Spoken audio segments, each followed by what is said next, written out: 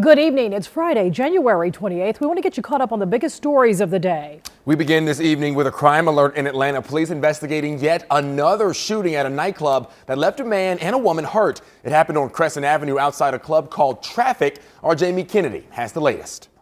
Got a shootout. Another night in Atlanta and another shooting at a city night spot. This time out the front of Traffic Kitchen and Cocktails that left two people shot multiple times. Yeah, he got hit in that car right there. We're unsure if the two individuals were actually an intended target or not. This week's shooting at Chic Restaurant and Lounge, Blue Flame Lounge, Local Luna and Traffic Kitchen have left one dead and 4 people injured. It's deeply frustrating, and residents are right to be fed up and mad and frightened by it. Council member Amir Farouqi's district includes where the latest shooting at Traffic occurred. This part of Midtown along Crescent Avenue has been a thorn in the side to residents for some time, whether it's noise or violence. And so I'm hoping this incident is the last and we see a swift response from the city. Part of that swift response is utilizing the city's nuisance ordinance sponsored by Farouqi. This is why we passed a nuisance ordinance last year to crack down on nightclubs and nightlife establishments where we see repeated violence. So I'm hoping APD is looking into that as we speak. Another initiative to help tackle safety and aid the city's nighttime economy,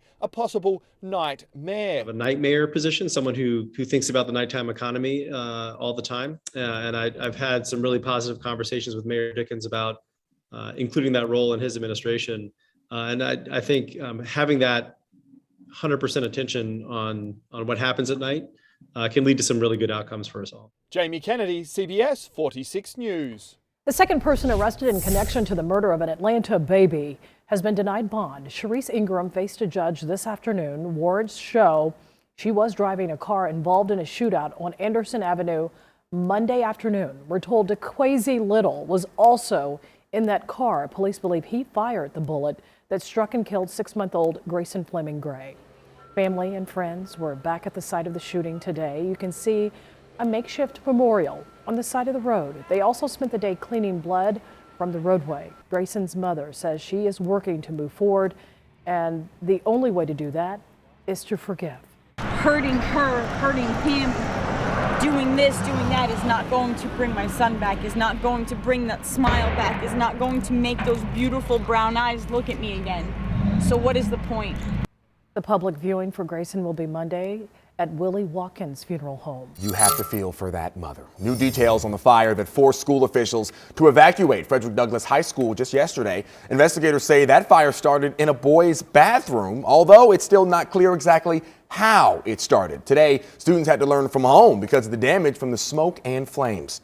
And 3 people now indicted for setting the fire that destroyed the Wendy's where Rashad Brooks was shot and killed. John Wesley Wade, Natalie Hannah White, and Chisholm Kingston were all indicted on first-degree arson charges as well as conspiracy to commit arson. The fire sparked after a police officer shot and killed Brooks in the summer of 2020, sparking citywide outrage and protest. Helping today's coronavirus headline, scientists say the stealth Omicron variant is gaining ground and may be 1.5 times more contagious than the original. Right now, it's been spotted in more than 50 countries, including the United States. New data shows the older you are, the more important a COVID vaccine is. The Atlanta-based CDC says people 65 and older were hospitalized with COVID at a rate 52 times higher in December if they were not vaccinated and boosted. The New York Ethics Commission will subpoena the governor's office for a list of people who worked as volunteers during the state's pandemic response. The commission wants the governor's office to provide the names of volunteers who presented a conflict of interest. There is concern that some of the volunteers were being paid by employers other than the state of New York. The Olympic Committee reported 12 new COVID cases found among Olympic personnel. 10 of the cases popped up at the airport, 2 of which were athletes or team officials. Right now, thousands of people are arriving in Beijing ahead of the Winter Olympics, which start in 1 week.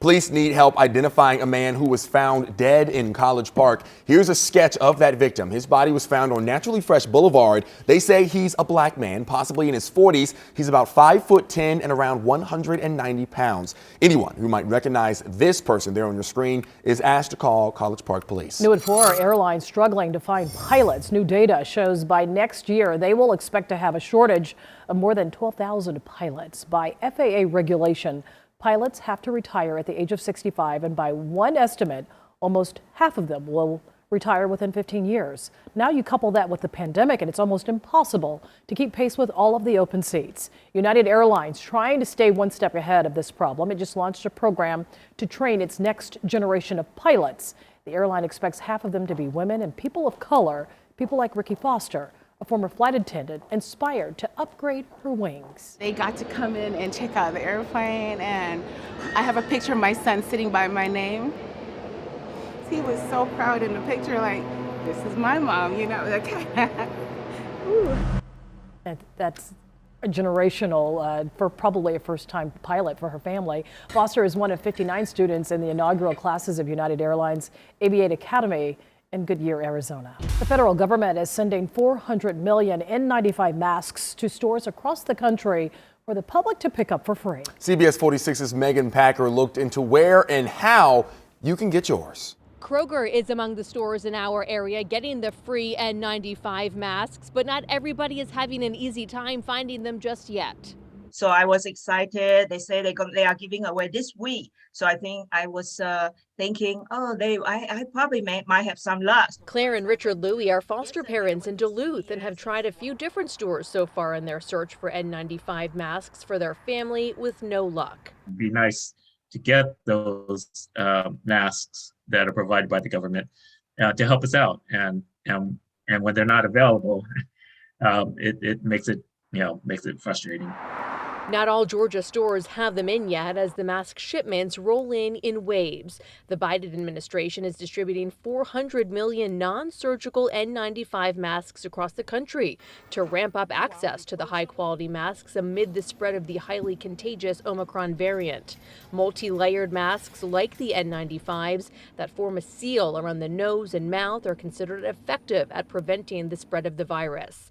Up to 3 free masks are available to each person. Walgreens has received shipments at 8 Georgia stores so far. The closest to our area, these 2 locations in Calhoun and one in Cartersville. Kroger recommends checking with their stores with pharmacies before making a trip just for masks. The grocery store chain says don't panic if your local store doesn't have them in yet. The shipment may still just be getting processed or may not have arrived. Megan Packer, CBS 46 News. Thanks for watching CBS 46 News. Watch us live wherever you are, our mobile and our streaming news app. You can also watch us on Roku, Apple TV, and Fire TV.